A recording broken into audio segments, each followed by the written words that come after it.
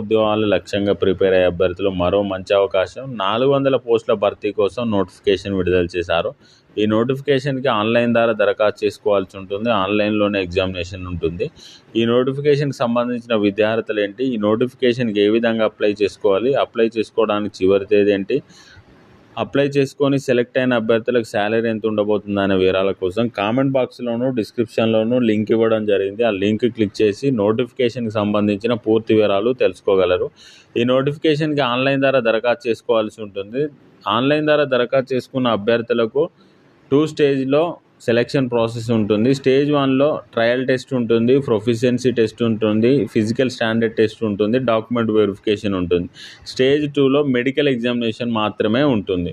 ఈ నోటిఫికేషన్కి అప్లై చేసుకోవడానికి అభ్యర్థులు ఇండియన్ సిటిజన్ అయి ఉండాలి. ఆన్లైన్ ద్వారా దరఖాస్తు చేసుకోవాల్సి ఉంటుంది. సెలెక్ట్ అయిన అభ్యర్థులకు 25,500 రూపాయల శాలరీ ఉంటుంది.